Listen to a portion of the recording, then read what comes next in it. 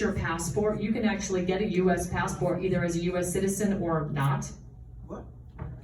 Yes, you can It's actually right in get your your U.S. passport. If you, does anybody have a passport book on them with them by any chance? No? Okay. Well, I go home, open up your passport book, and look at your picture on one side, and on the other is a paragraph, and it recognizes two classes, two political classes, one of that of a citizen and one of that as a national. The Department of State recognizes two classes here in this country that can lawfully live here. So I decided to go down this journey. What does it mean to be an American state national? And I'm going to give you sort of a short synopsis, because there's a fraud that has been perpetrated on this country really almost since the beginning, and it's continuing today. And the corporatocracy, the corporations that have just merged with our government and have perpetrated massive crimes against humanity that we're all still living through. COVID was a giant scam. People did die, but let's be honest, the flu disappeared those 2 years. People die from the flu every year. There's nothing new here. We know that children survive COVID. We know that children survive the flu. But the flu still takes people. Coronavirus it's in this room, by the way. There's coronavirus in here. There's 2 trillion viruses in this room right now. So, are we scared? Are we running out? Are we masking up? No. God gave you a perfect immune system, and we can defeat it. Unfortunately, we're dealing with so much other external stuff, air, food, water, that's poisonous to us. It weakens our immune system. So we have to educate ourselves on what's really helpful to us, but we need to start from the beginning with how they stole this country, how they stole your freedom, how they stole your sovereignty. And it goes back to the 14th Amendment. So let's talk about this. Let's go back to 1812, right? The British came back, they were pissed. Damn, we lost those colonies. Damn, that country's rich. Boy, they have a lot of resources. Look how much fun they're having. This is not right. We want them back under the crown. They tried to destroy the documents that our founding fathers crafted, that beautiful parchment paper. They burned down the White House. They did a lot of damage in 1812, but we won. We kicked their butts right out. Now we have some debt. Again, we had debt from the Revolutionary War. We had debt from the War of 1812. You know, the North wanted the South to pay their fair share, and the South was like, no.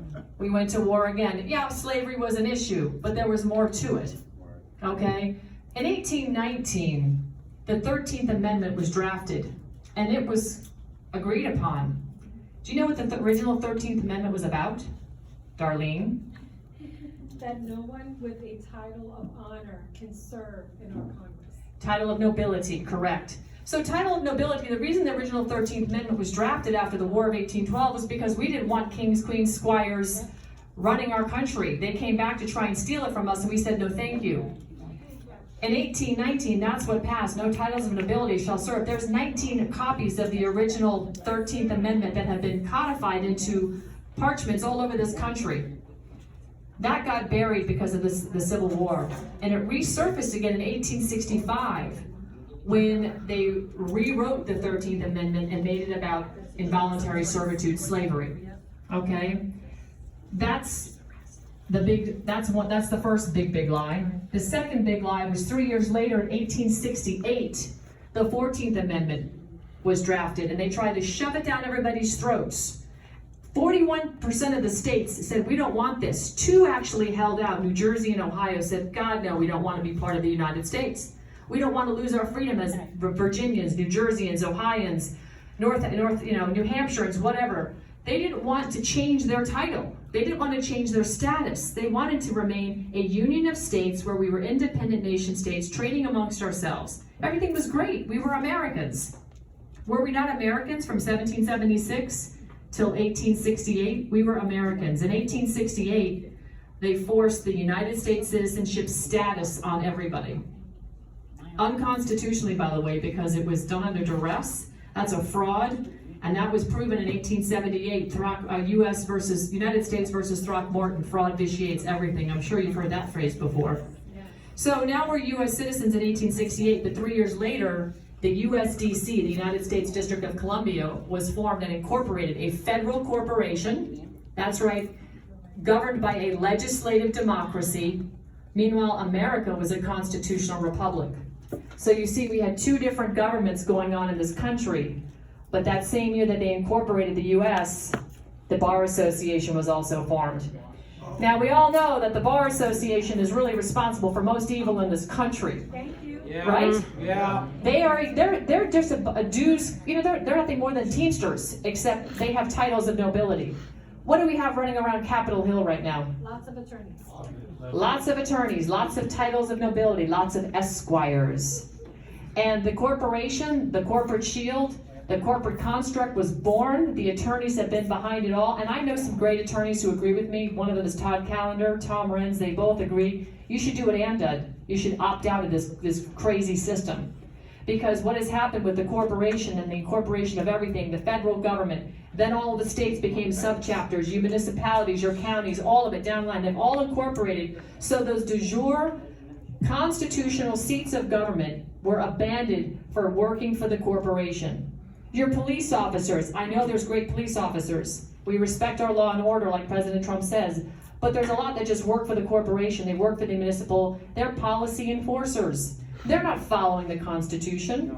So what's happened with this incorporation, with the federal government being a legislative democracy, it is governed as an administrative agency. And we have now seen in 1935, Franklin Delano Roosevelt passed the Federal Register Act, which is what started and created all these agencies. Now, you want to understand how you interact with this corporation? Well, free people don't contract with corporations. The government had to make sure they could turn you into chattel, and to do that, they had to incorporate you, turn you into your own corporation. 1907, the birth certificate was passed, the act, and through that, and Social Security, when you're born, your parents just sign you up. They don't know that they're signing you into corporate debt slavery. They don't know that they've monetized you, turned you into chattel for the government.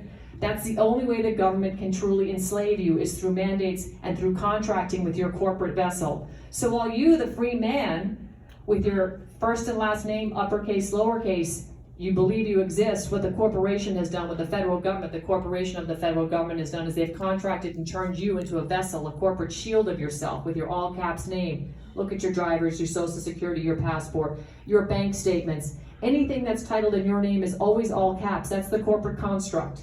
They need that in order to control you, and you believe that's really you, but that's not you, that's your corporate you. So there's two yous out there. There's two of you out there. One is a corporate fiction and one is the real living man or woman. What I did is I removed this fiction, I took control of it, and I took control of all jurists of my law, because the original law book on the planet, from which our founding fathers invoked our Creator's name 4 times, is the Bible. Your basic instructions before leaving Earth, right? And this man right here can talk a lot about that.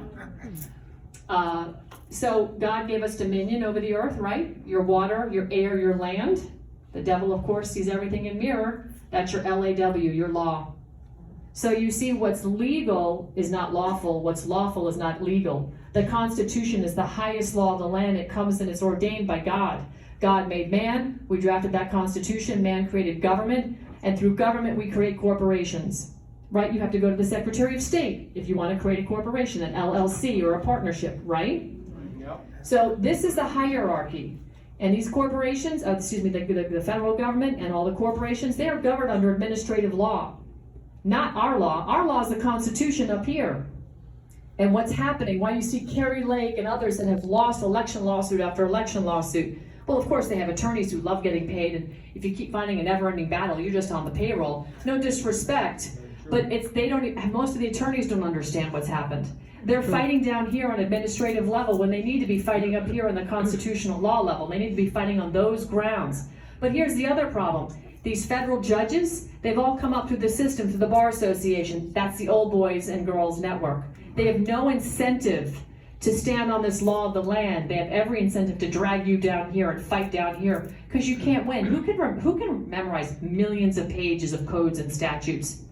The Constitution's just a couple of pages. So you see how they're constantly confusing and confounding and enslaving. This is what we need to better understand. We need to understand that we can be free. We don't need to be part of a corporation that is engaging in endless wars, printing trillions of dollars with their international banking cabal that runs a Federal Reserve, which is not federal. There's no money in it. I mean, we are going to see some seriously wild things happen. Do I say it's scary? Well, it's scary if you don't understand what's going on, but if you're prepared. How many of you are actually doing what Annie was talking about, getting gold and silver just to have money, real money? If you're not, start buying some. Whatever you can spare, start doing that. because this fake money that the bankers have been printing for a long time, it is a shell game, and the jig is up. Time has run out, and they know it, which is why we're seeing them act crazier and crazier and crazier, because more and more people are waking up to this fake corporate shield. The reason people incorporate to begin with, how many of you are sole proprietors and have an LLC wrapped around you? A lot of people. I've done it. I'm here. Look. And why do you do that? To protect yourself from a lawsuit, right? This is your protection? Well, the government has wrapped themselves up in their corporate shield. You wonder why these treasonous bastards don't ever get charged with treason? You know why? Because guess what? None of them, first of all, we've done a FOIA on Biden's regime, the entire cabinet. Not one of them has a solid, verifiable oath of office on file. When you sign up to be a public servant and you get elected, you're supposed to put your hand on the Bible and swear that you will affirm and support, right? You swear or affirm to support the Constitution, defend the Constitution. That's step one. That's 5 U.S.C. 3331. But step two is 5 U.S.C. 3332, where you must write your name on that same paragraph where you're swearing your oath to the Constitution. Sign it, swear to it, and have it notarized. Nobody in that Biden regime has that piece of paper on file. How about that? So what do we have running around right now? A bunch of frauds, and that includes Kamala Harris. Of course. Right? So we have a bunch of frauds running around with a corporate veil protecting all of Washington, D.C. They didn't need that stupid fence that day. I was there. I saw what happened. Mel came and visited me a couple times in D.C. We saw what happened that day. Can I tell you, I just got back from Aspen. We went up against the Aspen Institute. Who's familiar with the Aspen Institute? So that's another lovely lefty organization, and that's where they had little Davos. You familiar with Davos and the World Economic Forum? They meet regularly, they fly in their corporate jets and force you to drive an electric car. Well, guess what? They brought that show to Aspen this past weekend, 2 weekends ago, when we went out there and went head to head. And we held a big meeting in the park with loudspeakers, and wouldn't you know, a lot of people who weren't invited stuck around because they liked what they were hearing. They were shocked at what they were hearing, in fact.